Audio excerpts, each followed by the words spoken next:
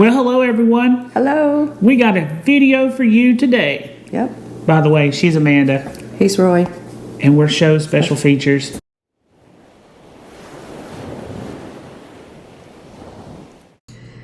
Today's video is going to be a follow-up to our prior video where we tell you what we expected from Symphony of the Seas. We're going to go over what we expected and what we thought about it once we were actually on the ship. Yep. We're going to tell you all about it. We're going to start with the entertainment. As far as like the shows, that's where we're going to start. Since we're the shows, we're going to start with the shows. Why not? We watched 2 shows. Well, technically we watched 4 shows, but 2 genres. One was aqua show, one was the ice skating show. And those were the 2 that we said we were looking forward to. One was called Hyro, and one was called Aqua Nation. Oh, those were the aqua shows. Those were the 2 aqua shows, and then the ice skating was called 1977. Yeah, and then the other one was what, Ice Skate 2.0 or something like that. Yep. The first aqua show, which was Hyro, was very good. It was in the dark, super energy. We really enjoyed it. And then when they did Aqua Nation, it was in the daytime, and it was like little snippets of the Hyro show, but in the daytime, so you could see all the kind of behind the scenes, and it just didn't have as cohesive of a flow. Yeah, it was basically practice for the big show. Yeah. Still fun and all that good stuff. But Hyro was really, really good. I would recommend that in the dark. Yes. And then the ice skating shows, we watched 1971 first. 77. 77. See, I don't even know what it's called. 1977. 1977. Anyways, it was high energy, but we didn't like it as much as we did on the Mariner, the Seas, and the Circus show. We appreciate those singing, but the skaters this time, they were off. They seemed to keep falling down, and they would catch themselves, so it wasn't like a complete crash, but yeah, you could tell they were like not in good practice. Yeah. But overall, the shows, we didn't watch any of the like playlist shows because we don't like going to those. But overall, we rate the shows like a 6.5. Yeah, I enjoyed the ones on the Mariner. Yeah, the ice skating on the Mariner better. But the Hyro show, yeah, that's what I was just going to say. The Hyro, however you say it. That's a 12. It was a 12. Yeah. But the rest of them, not as good. While we're talking about entertainment, let's talk about the balloon drop. Yep. How did you like that? It was really cool, but it was very crowded in the promenade. And there was a lot of people like running you over. But the balloon drop itself was really, really cool. It was worth staying up till midnight to see, and we enjoyed it. They changed it from the first night, though, on our cruise. They put it the second night, which was the Super Bowl night, because they figured everybody would be partying and everything. So, yeah, pretty cool event. It was, like she said, very crowded, and something worth staying up for, because it's like fireworks going off. And I believe we spoke about places to see the ocean as a bonus for entertainment. There's not a lot of places, I'll be honest. But we did find a spot on deck 5 in the aft of the ship. Yep. It's the walking track. We went down there a lot. I sat and watched the wake. And then up on the top deck, for a lack of a better word, we'll call it the Lido deck. Both sides had a spot with no glass above your waist. It was deck 16. Yeah, deck 16. And we stayed there a lot. It was right beside the cabanas that you could rent. And we stayed there a lot of times to see, the sunsets and stuff like that. The only problem with that was they always kept chairs lined up against the rail or the glass, and they tied them down with rope so you couldn't move them.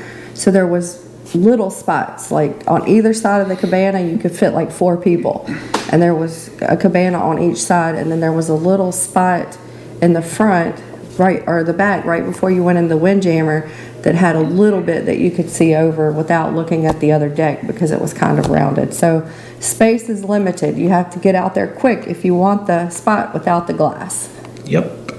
That's one thing we don't like about these big ships is that, yes, you can see the water, but you don't feel the wind and all that because they put glass above your head.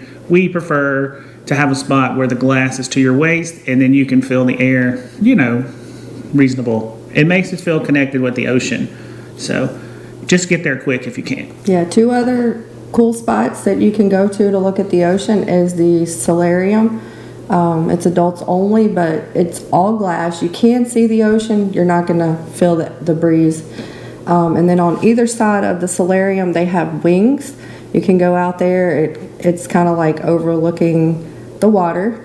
There's a spot you can see down, and it's clear. You can see the water down below you.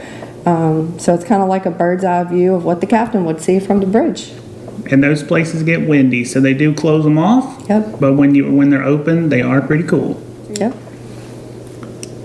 2 things we were looking forward to food-wise on the Symphony of the Seas was 1, Locer Fresh.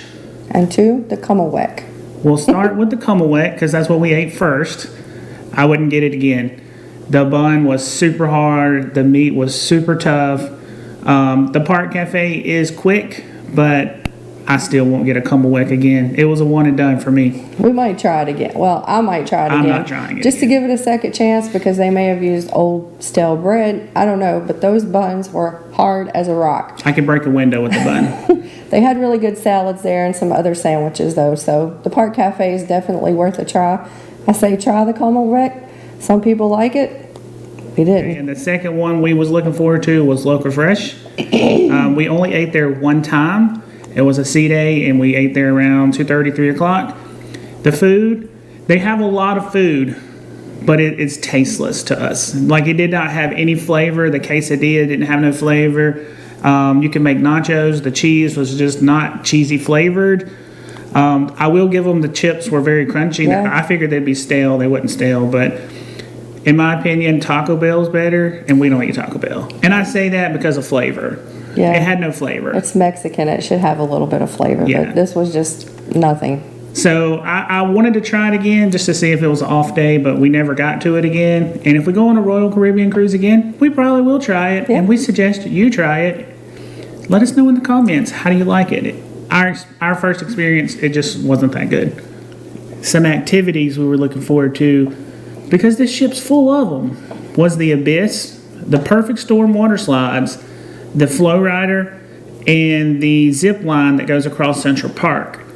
I chose not to do the Flow Rider this time. They had 2 of them, but every time I went up there, the lines were kind of long, and it seemed like every time I was up there, I didn't have on the right clothes. And by the time I went and put the clothes on, they were closed, so I just didn't do it. The water slides, they were working on one of them the whole time, Yeah. so it was closed. It was a little chilly as well. Plus the lines, They were crazy they long. were crazy. I never even got a chance to do it. And every time, like after port days and stuff, there would be 100 people in line. And I said, you know what? It just ain't worth standing in the line. He couldn't even video it. Yeah, and they wouldn't let me take the camera anyway. So I just didn't do them. They look fun, but I skipped them this time. But one slide we did do was the Abyss. Oh my gosh, it was amazing. Did it twice. And it starts on deck 16 and it goes down to deck 6, which is in the boardwalk. And you get in there, it takes about 10 seconds to get to the bottom. You pretty much can wear your shoes. You have to take your glasses off. They let me film it, so there's video of that to come.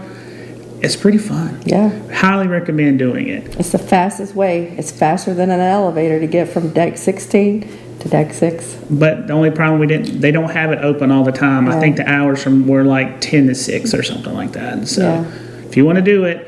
It's fun. It's a lot of fun. And then the last thing we was looking forward to was the zip line That's him. that goes across the Central Park. The weight limit was 275. Everybody seemed to be able to do it. It lasts for about 5 seconds. It's more rigmarole to get harnessed up than it is the actual zip line. It's a lot of fun. It's not long enough, but it's a lot of fun. A unique experience on a cruise ship for sure. Highly recommend.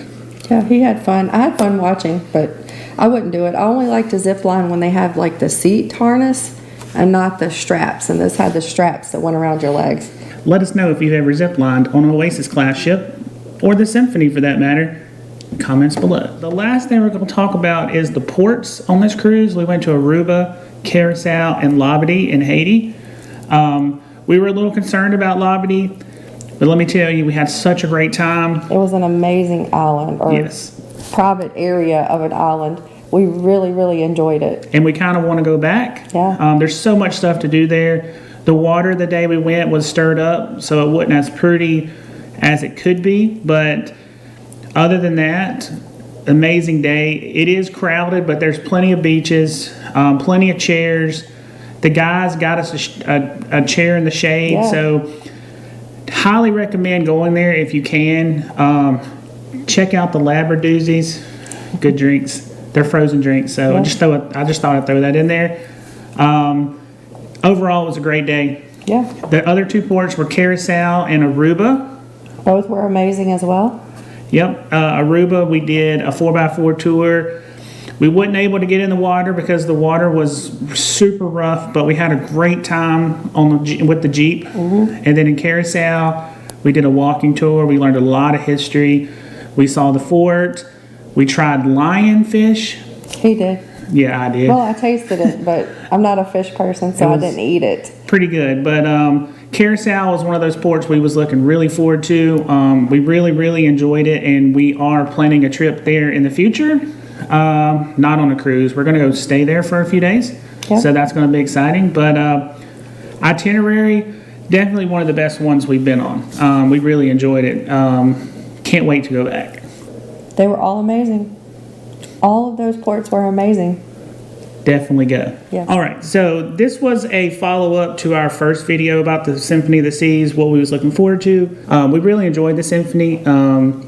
We definitely would do another Oasis class ship. Oh yeah, we have some planned. Yep. And we still have a lot to uncover. The vlogs are coming soon. Stay looking forward to those.